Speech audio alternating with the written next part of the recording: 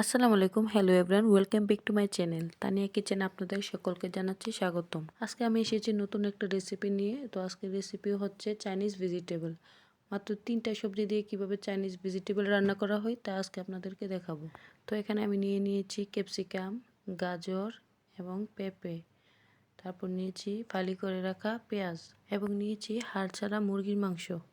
মাংসটাকে আমি ছোট ছোট টুকরা করে কেটে নিয়েছি। আর এখানে আছে আদা কুচি, রসুন কুচি, গোলমরিচ গুঁড়া এবং কাঁচামরিচ আর টেস্টিং সল্ট।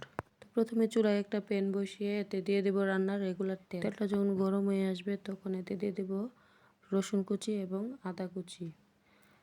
আদা রসুনের কুচিগুলো যখন একটু লাল হয়ে আসবে তখন আমরা এর মধ্যে দিয়ে দেবো কেটে রাখা মাংসের টুকরাগুলো এবং কাঁচামরিচ। মাংসটাকে তেলের মধ্যে 2 মিনিট রান্না করার পর তারপর এতে দিয়ে দেব পেঁপে এবং গাজর।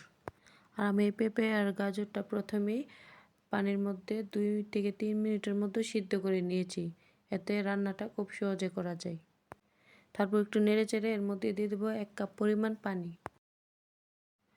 পানিটা যখন হালকা বলক আসবে তারপর এখানে অ্যাড করব 2 চামচের মতো সয়া সস। সয়া সসটা দেওয়ার পর আমরা আরেকটু সময় এটাকে নেড়ে চেড়ে রান্না করে নেব। রান্না করে নেওয়ার পর এখানে আমরা দিয়ে দেব ক্যাপসিকাম এবং পেঁয়াজ কুচিগুলা। পেঁয়াজ কুচি দেওয়ার পর আমরা এখানে দেব কালো গোলমরিচ গুঁড়া 1 চামচ পরিমাণের। তারপর সবগুলো উপাদান একসাথে আবার ভালোভাবে নেড়েচেড়ে মিশিয়ে নেব। নেড়েচেড়ে মিশিয়ে নেওয়ার পর আমরা এখানে অ্যাড করব আধা চা চামচ টেস্টিং সল্ট। টেস্টিং সল্টটা এখানে অবশ্যই অ্যাড করতে হবে। তারপর এখানে আমি কর্নফ্লাওয়ার অ্যাড করব। আমি 2 চামচ কর্নফ্লাওয়ার 1 কাপ পানির মধ্যে মিক্স করে নিয়েছি। এই মিশ্রণটা আস্তে আস্তে 2 থেকে 3 বারে আস্তে আস্তে করে দিতে হবে। একসাথে দিয়ে দিলে এটা দলা পেকে যেতে পারে। চাইনিজ ভেজিটেবল কিন্তু একটু লিকুইড টাইপের হয়ে থাকে। তো আমার রান্নাটা পুরোপুরি কমপ্লিট। আমি চুলা অফ করে দিচ্ছি এবং আপনাদেরকে একটা বাটির মধ্যে তুলে দেখাচ্ছি। তো দেখুন এটা এরকম হবে। আপনারা নিশ্চয়ই বুঝতে পেরেছেন।